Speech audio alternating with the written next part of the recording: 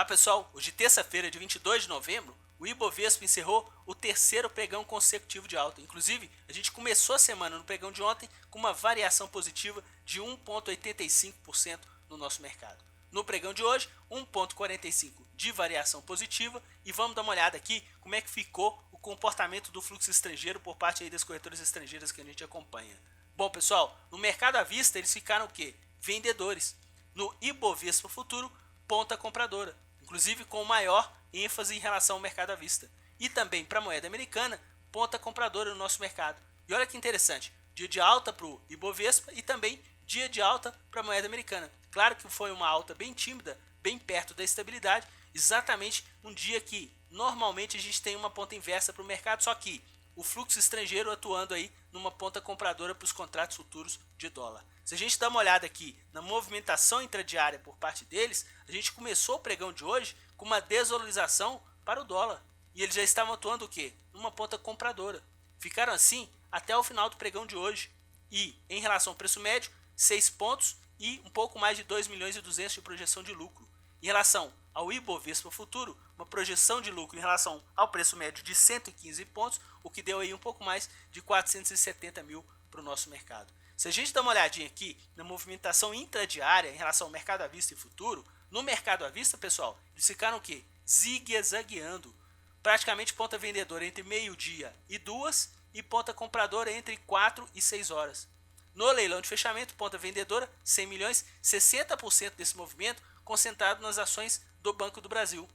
No mercado futuro, ponta compradora Futebol Clube até as 2 horas da tarde. Depois o que eles fizeram? Praticamente administraram essa ponta compradora que chegou a atingir o pico em 280 milhões de reais. Bem forte. E a gente teve o quê? Uma divergência em relação aos preços. Por quê? Entre meio-dia e 3 horas da tarde, a gente teve uma correção em base horária de praticamente 900 pontos para o nosso mercado.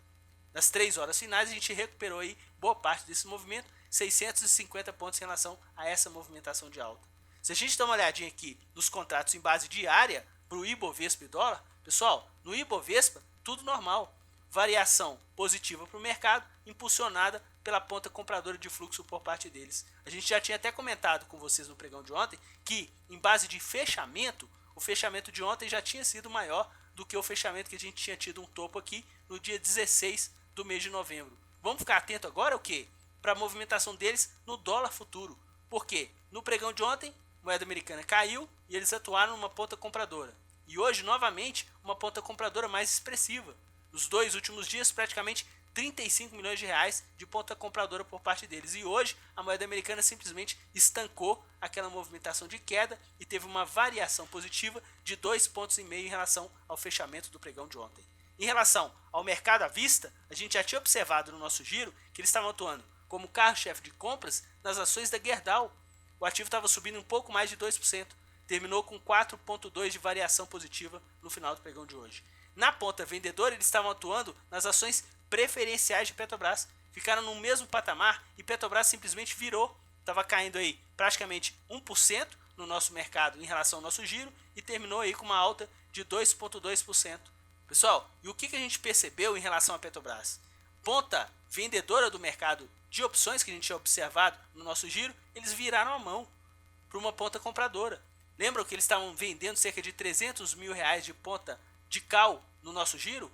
Inverteram para 950 mil reais de ponta compradora. É isso que aconteceu também com as ações de Vale no pregão de ontem. O que eles fizeram no mercado à vista? Venderam e no mercado de opções eles compraram mais de 7 milhões em relação a essa movimentação. Qual que é a função disso, pessoal? É proteção em relação à variação de preços e também remuneração das possíveis carteiras que estão gerenciando. Pessoal, para os ativos que eles atuaram numa ponta compradora no pregão de hoje, variação média positiva 2,28.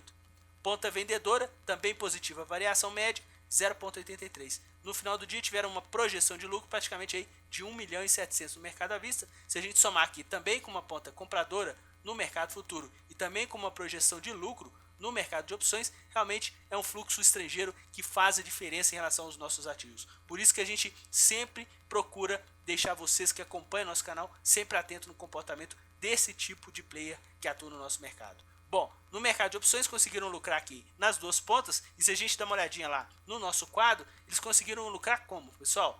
Numa ponta vendedora, no caso aqui de Petrobras, e numa ponta compradora aqui, no caso de Vale. Em relação a essas projeções, tanto o lucro de ponta compradora de Vale conseguiu superar aqui a projeção de prejuízo que eles tiveram aí numa ponta vendedora. Em relação às opções de Petrobras, mesma coisa, ponta vendedora conseguindo superar a ponta compradora em relação às opções que eles atuaram nesse sentido. Pessoal, vamos ficar bem atento em relação ao mercado. O mercado está se valorizando e está sendo calçado por quem, pessoal?